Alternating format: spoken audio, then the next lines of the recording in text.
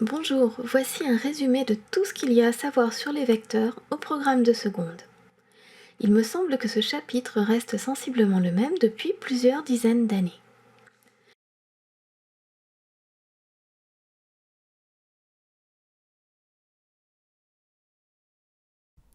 Voici un plan du cours ainsi que les minutages où vous pourrez trouver les différentes parties.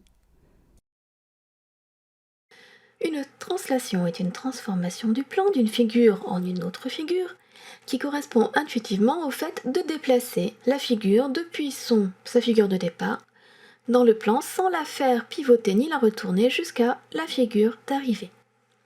Une translation se fait selon un vecteur caractérisé par trois choses. Premièrement, sa direction, qui est un réseau de parallèles. Attention, ici le mot direction n'a pas la même signification qu'en français. Deuxièmement, son sens, car pour un même réseau de parallèles, on peut aller dans un sens ou dans l'autre. En fait, c'est plutôt le sens en mathématiques qui correspond à ce que nous, en français, d'habitude, dans le langage courant, on appelle la direction. Troisièmement, sa longueur, appelée aussi sa norme, qui dépend de l'unité de longueur avec laquelle on travaille. La norme d'un vecteur U se note vecteur U entre double barres, c'est un nombre positif. Les noms de vecteurs sont toujours surlignés d'une flèche, ce qui les différencie des longueurs. Un vecteur n'a pas de place définie dans le plan. C'est le même vecteur quel que soit le point de départ qu'on choisit de lui donner. Point de départ qu'on appelle son origine. Un vecteur donc ne dépend pas de son origine. Un même vecteur peut avoir plusieurs origines. On dira par exemple que le vecteur AB, ici, est un représentant du vecteur U.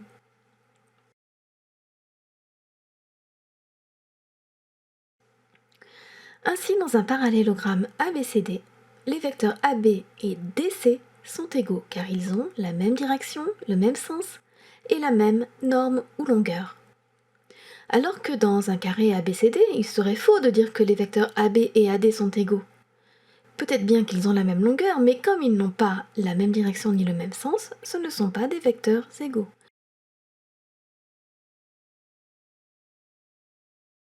Pour que ce soit des vecteurs égaux, ils doivent avoir même direction, même sens et même longueur. Dans un repère, les coordonnées d'un vecteur se calculent en faisant les coordonnées du point d'arrivée, qu'on appelle l'extrémité, moins les coordonnées du point de départ, qu'on appelle l'origine. Je me le représente ainsi. On fait le bilan du déplacement. On fait les coordonnées de l'arrivée moins les coordonnées du départ. Ainsi, les coordonnées d'un vecteur AB dans le plan sont xb moins xa pour son abscisse et yb moins ya pour son ordonnée. Et dans l'espace, ce sera xb moins xa pour l'abscisse, yb moins ya pour l'ordonnée, zb moins za pour la côte. Voici un exemple de vecteur AB dans le plan qui a pour coordonnées -3 et 6.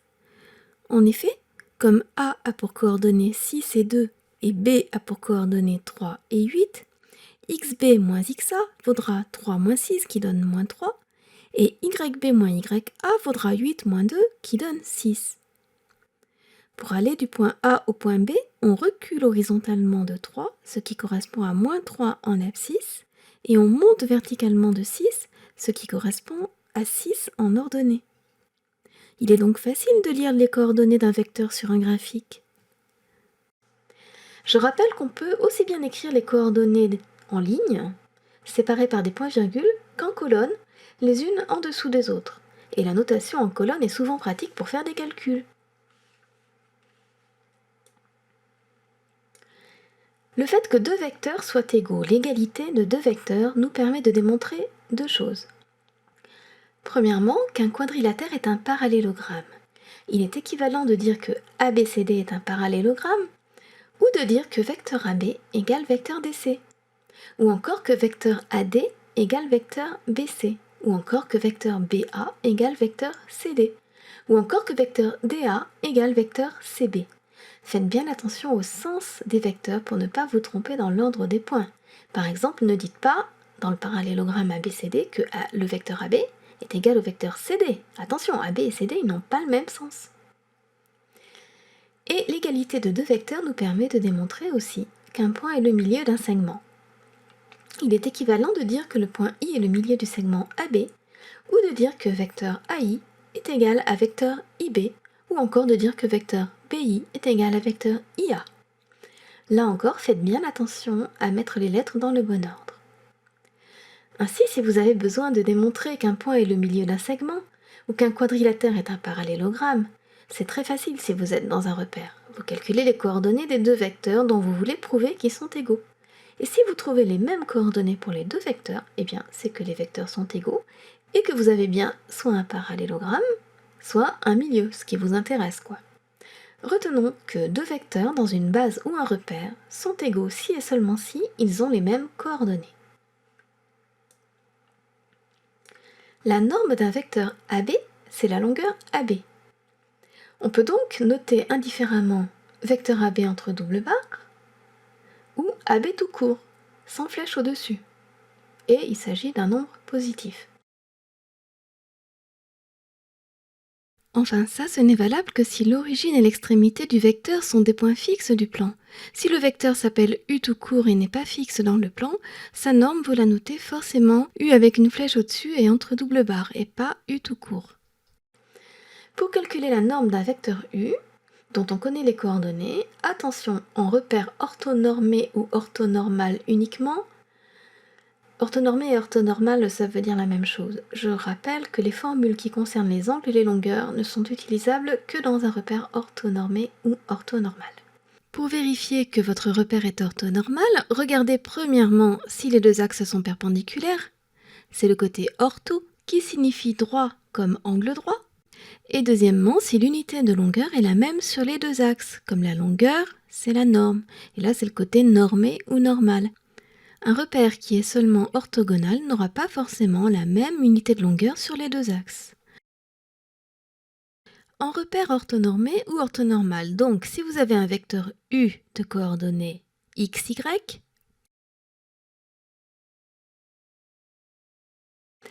on utilise la formule racine de x au carré plus y au carré. En fait, ça vient du théorème de Pythagore. Dans l'espace, racine de x au carré plus y au carré plus z au carré.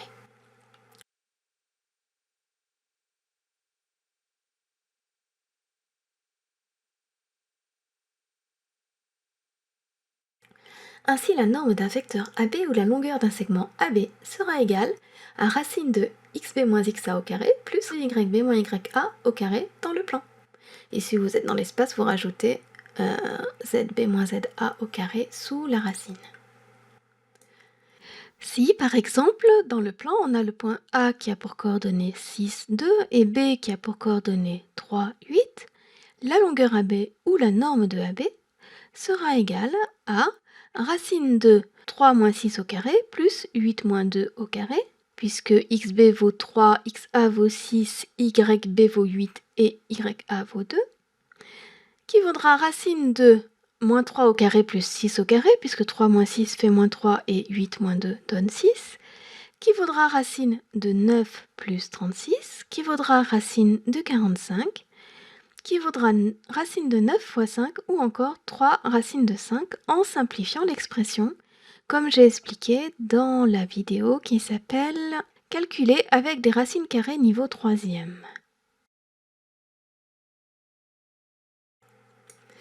On appelle opposé d'un vecteur le vecteur qui a la même direction et la même norme mais qui est de sens contraire. C'est quand on intervertit l'origine et l'extrémité, ou le départ et l'arrivée si vous préférez. Sauf que sur les copies, vous dites bien origine et extrémité parce qu'on ne dit pas départ et arrivée. L'opposé du vecteur AB sera le vecteur BA. L'opposé d'un vecteur U se note moins U. Et dans un parallélogramme ABCD, vous pouvez aussi dire que les vecteurs AB et CD sont opposés. Ils ont même direction, même norme et ils sont de sens contraire. Les coordonnées du vecteur moins U seront les opposés des coordonnées du vecteur U. Logique. Par exemple, si U a pour coordonnées moins 3 et 5, moins U aura pour coordonnées 3 et moins 5. Plus généralement, si U a pour coordonnées x et y dans le plan, moins U aura pour coordonnées moins x et moins y. Et dans l'espace, si U a pour coordonnées x, y et z, moins U aura pour coordonnées moins x, moins y et moins z.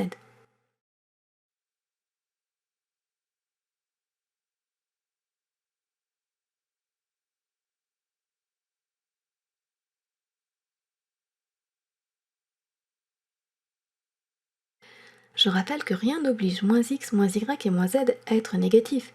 Si y est négatif, moins y son opposé, lui, il est positif. Moins 4 égale plus 4. Cela ouvre des possibilités pour démontrer que des quadrilatères sont des parallélogrammes ou que des points sont des milieux de segments. Pour démontrer que ABCD est un parallélogramme, vous pourrez démontrer que vecteur AB égale moins vecteur CD. Et pour montrer que I est le milieu du segment AB, vous pourrez démontrer que vecteur IA est l'opposé du vecteur IB, par exemple.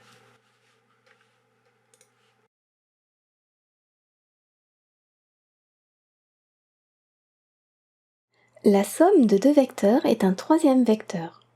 Pour faire la somme d'un vecteur U et d'un vecteur V, on peut penser qu'on fait la somme des deux déplacements.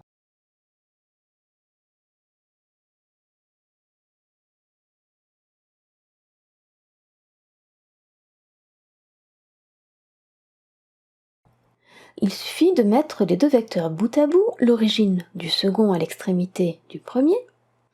Le vecteur somme est alors celui qui partira de l'origine du premier et aura pour extrémité l'extrémité du second. L'ordre dans lequel on fait la somme des deux vecteurs n'a pas d'importance. Le vecteur somme, le bilan des deux déplacements sera le même.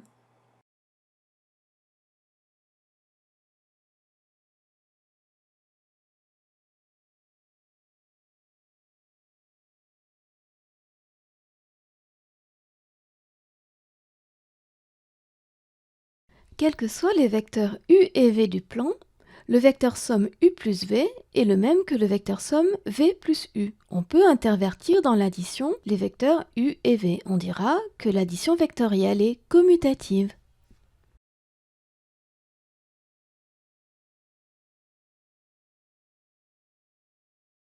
N'hésitez pas pour vous entraîner à vous rendre sur le site letableunoir.net, page des secondes, chapitre 4.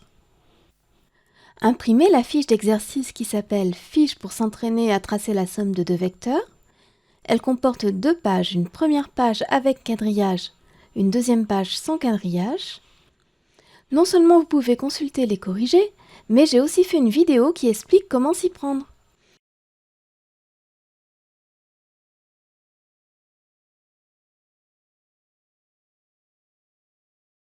Cette vidéo s'intitule « Seconde vecteur partie 3 ». Additionner des vecteurs avec puis sans quadrillage. On peut généraliser ce principe à la somme de 3, 4, 5 ou autant de vecteurs que vous le désirez. Ici, par exemple, je vais additionner les vecteurs A, B, C et D dans un certain ordre.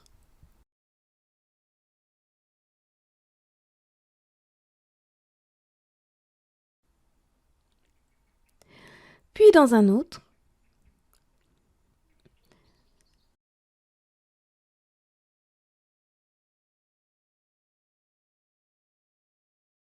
Quel que soit l'ordre que je choisisse, la somme de ces quatre vecteurs sera le même vecteur V.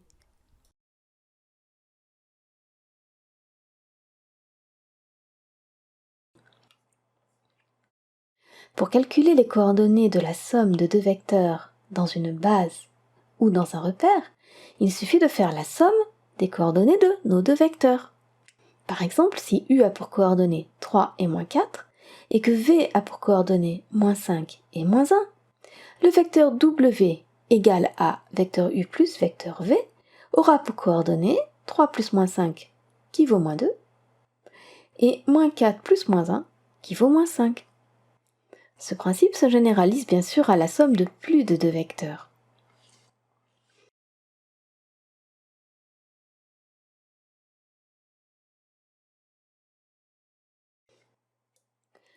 Pour prouver qu'un quadrilatère ABCD est un parallélogramme, c'est ce que j'appelle la caractérisation du parallélogramme par une somme de vecteurs, on peut prouver que vecteur AC est égal à la somme de vecteurs AB et de vecteurs AD.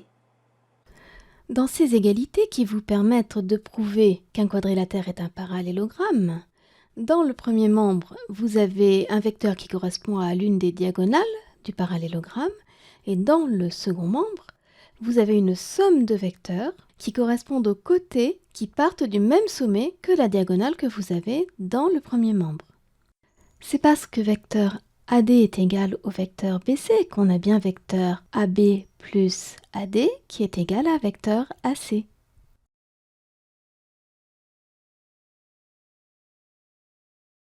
La relation de Chasles qui est très utile dans les démonstrations de Chasles C-H-A-S-L-E-S,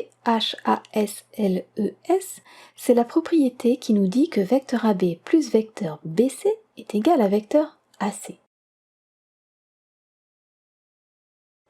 Regardez bien, je pars de A, l'origine du vecteur AB, j'arrive en B, l'extrémité du vecteur AB, puis je repars de B, l'origine du vecteur BC, et j'arrive en C, l'extrémité du vecteur BC.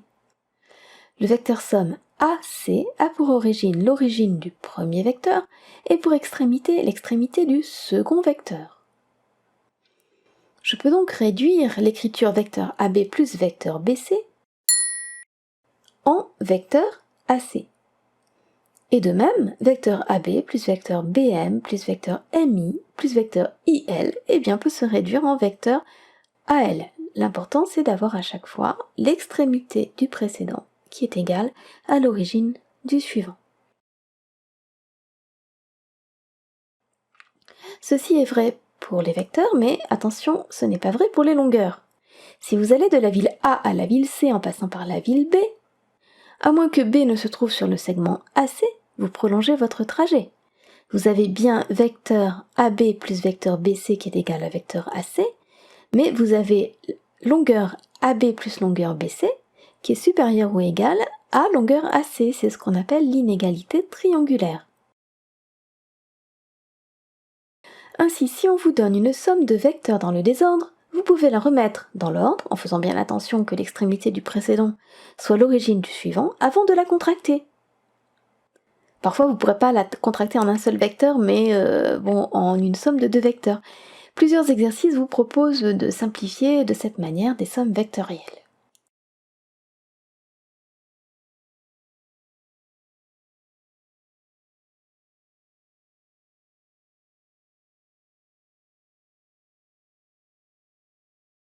La relation de Chasles est aussi très utile dans les démonstrations, quand on l'utilise non pas pour réduire des écritures, mais pour les décomposer.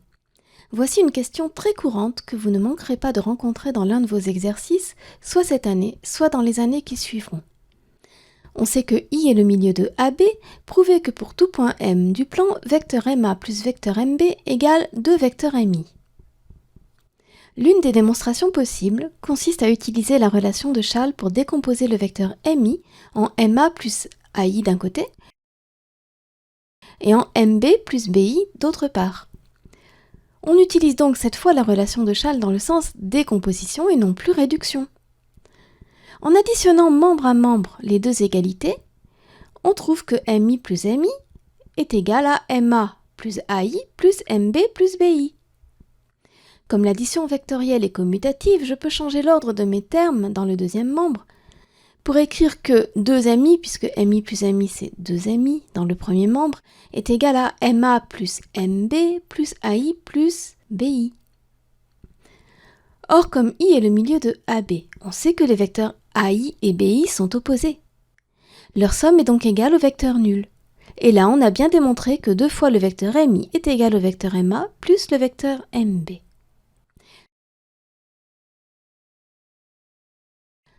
Une autre démonstration possible consiste à introduire le point M' symétrique de M par rapport à I. I est alors à la fois le milieu de AB et celui de MM'. On en déduit que le quadrilatère MAM'B, qui a ses diagonales qui se coupent en leur milieu, est un parallélogramme. Et là, on peut utiliser la caractérisation du parallélogramme par une somme de vecteurs que nous avons vue précédemment, par exemple dans la vidéo somme de 2 vecteurs ou plus, ou dans le paragraphe grand 2 petit 3 de cette vidéo. MAM'B est un parallélogramme équivaut à dire que vecteur MM', la diagonale, égale vecteur MA plus vecteur MB, les côtés qui partent du même sommet que la diagonale. On traduit d'autre part le fait que I soit le milieu de MM' par une égalité vectorielle MI égale IM', ça j'en ai parlé dans le début du cours ou dans la vidéo vecteurs égaux. MM' d'après la relation de Chasles est égal à MI plus IM', donc AMI plus MI, c'est-à-dire 2MI. Là encore, on a bien prouvé que 2 fois vecteur mi est égal à vecteur ma plus vecteur mb. Dans vos copies, indiquez à votre correcteur que vous utilisez la relation de Schall en mettant d'après la relation de Schall au moins la première fois que vous l'utilisez, par exemple pour décomposer un vecteur, afin que le correcteur voit que vous savez bien ce que vous faites. La relation de Schall va nous être encore plus utile dans les exercices sur la collinéarité. Il existe un vecteur particulier qui n'a pas de direction ni de sens, mais dont la norme est 0. C'est le vecteur nul. Notez un 0 avec une flèche dessus. Il correspond au déplacement resté sur place, si vous voulez. Lorsque vous additionnez vecteur AB plus vecteur BA avec la relation de Schall, vous pouvez le contracter en vecteur AA ou vecteur BB. Et vecteur AA ou vecteur BB, c'est pas un vecteur qui a une direction. C'est pas un vecteur qui a un sens. Par contre, c'est un vecteur de norme 0. C'est le vecteur nul. Vous êtes revenu à votre point de départ. Le bilan du déplacement, c'est comme si vous n'aviez pas bougé. À ce stade du cours, il y a 2 fiches d'exercices que j'ai préparées avec lesquelles vous pouvez vous entraîner. Rendez-vous sur www.letableunoir.net ou letableunoir.net tout court, page des secondes, chapitre 4, colonne de droite. Vous avez une première fiche qui vous entraîne à utiliser la relation de Schall. Elle s'appelle « Premiers exercices pour s'entraîner à utiliser la relation de Schall ». Vous avez son énoncé tapé en PDF sur 2 pages et ses corrigés manuscrits en 6 pages que vous pouvez consulter au format JPEG ou imprimer au format PDF. Et puis, vous avez une seconde fiche qui s'intitule « 15 exercices progressifs pour placer des points définis à l'aide d'égalités vectorielles ». Vous avez de même des énoncés tapés en PDF sur 2 pages et les corrigés manuscrits en 9 pages, au format JPEG ou au format PDF.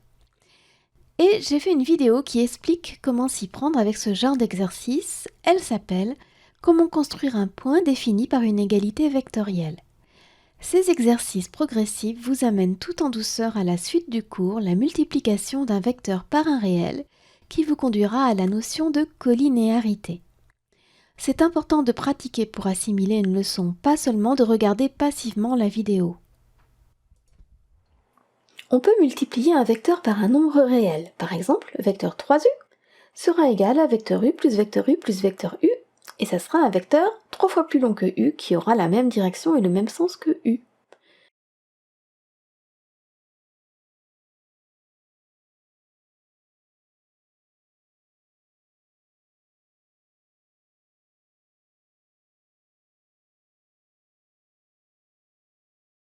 La norme du vecteur 3u est égale à 3 fois celle du vecteur u. Vecteur 1 demi de u sera un vecteur de même direction et de même sens que u, mais 2 fois moins long.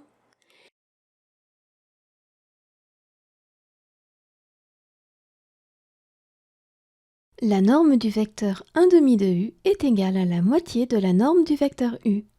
Et si vous multipliez votre vecteur par un réel négatif, eh bien vous allez obtenir un vecteur de sens contraire. Le vecteur moins 2u, par exemple, aura la même direction que le vecteur u, mais il sera dans l'autre sens, et il sera 2 fois plus long. La norme du vecteur moins 2u est égale à 2 fois la norme du vecteur u. Et quand on multiplie un vecteur par 0, on obtient le vecteur nul. Mais aussi, quand on multiplie le vecteur nul par n'importe quel nombre, on obtient aussi le vecteur nul. Le vecteur nul, c'est l'élément neutre de l'addition entre vecteurs, de l'addition vectorielle. Si vous additionnez le vecteur nul à n'importe quel autre vecteur, ça ne change pas ce vecteur. Tandis que le nombre 0, c'est l'élément neutre de l'addition entre nombres. Si vous additionnez 0 à n'importe quel nombre, vous ne changez pas ce nombre. Donc le vecteur nul, c'est un vecteur, 0, c'est un nombre, ne les confondons pas. Retenez que pour tout nombre réel k, le vecteur ku et le vecteur qui a la même direction que u, et de même sens que u si k est positif ou de sens contraire si k est négatif, et a pour norme valeur absolue de k que multiplie la norme du vecteur u.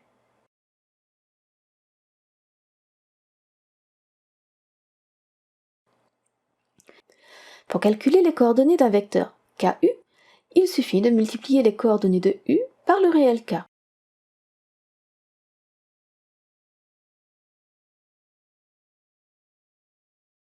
Par exemple, si U a pour coordonnées 2 et moins 3, le vecteur 4U aura pour coordonnées 8 et moins 12, et le vecteur moins 1 demi de U aura pour coordonnées moins 1 et 1,5. Voici quelques propriétés à connaître pour vos calculs. Le vecteur KU est le vecteur nul si et seulement si soit le nombre K est 0, soit le vecteur U est le vecteur nul, voire les deux. K facteur de U plus V est égal à KU plus KV. La multiplication par un réel, appelé ici scalaire, puisque quand on travaille avec les vecteurs, on appelle les réels par lesquels on les multiplie des scalaires, se distribue sur l'addition vectorielle et aussi sur la soustraction vectorielle. De même, on a K facteur de U moins V égale KU moins KV. KU plus K'U, où K et K' sont des réels et U un vecteur, est égal à K plus K' facteur de U. Par exemple, 3U plus 5U, ça va donner 8U, ça tombe sous le sens. Et enfin, K facteur de K'U est égal à KK' que multiplie le vecteur U. Par exemple, moins 3 fois 2 vecteurs U sera égal à moins 6 vecteurs U. Ces règles de calcul sont les mêmes que quand vous développez ou réduisez des expressions littérales avec des x et des y, donc ça ne devrait pas du tout vous perturber de faire la même chose avec des vecteurs U et V, au lieu d'avec des nombres x et y. Quand il existe un réel par lequel on peut multiplier un vecteur U pour obtenir un vecteur V, on dit que les vecteurs U et V sont colinéaires. Le vecteur nul est colinéaire à tous les vecteurs, puisqu'il suffit de multiplier un vecteur par 0 pour obtenir le vecteur nul. Et deux vecteurs qui sont non nuls seront colinéaires si et seulement si ils ont la même direction. Sur cette figure, par exemple, les vecteurs u, v et w et le vecteur nul sont colinéaires, alors que le vecteur z, lui, ne sera colinéaire qu'au vecteur nul parmi ceux qu'on a, mais pas à u, v et w puisqu'il n'a pas la même direction qu'eux. J'ai tracé en gris un réseau de parallèles pour représenter la direction de u, v et w. Petit rappel, u et w ont même direction et même sens, mais v, lui, même s'il a la même direction que u et w, il est de sens contraire. Le vecteur nul, quant à lui, n'a ni direction ni sens, comme nous l'avons vu. De même que quand on a deux vecteurs égaux, ça nous permet de prouver qu'on a un parallélogramme, et bien quand on a deux vecteurs colinéaires, qui n'ont pas de point commun, ça va nous permettre de prouver qu'on a un parallélisme. Et quand ces deux vecteurs ont un point commun, on a vu que, par exemple, vecteur AI et vecteur IB sont égaux, nous prouve que I est le milieu de AB. Et bien, vecteur AB et vecteur AC seront colinéaires. Vous voyez qu'il y a un point en commun entre les deux vecteurs. Ça va nous permettre de prouver que les points A, B et C sont alignés. Peu importe qu'il s'agisse de l'origine ou de l'extrémité, le point en commun, vous pouvez très bien, pour montrer que A, B et C sont alignés, prouver que vecteur AB et vecteur BC sont colinéaires. Peu importe aussi que les deux vecteurs soient de même sens ou de sens contraire.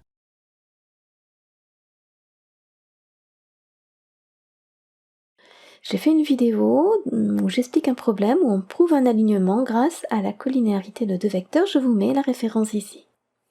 Et je vous propose aussi sur le site www.letableaunoir.net, page des secondes, chapitre 7, toujours dans la colonne de droite pour les exercices, une fiche de 7 exercices où il faut placer des points et démontrer un alignement ou un parallélisme sans repère, donc évidemment à l'aide de la colinéarité.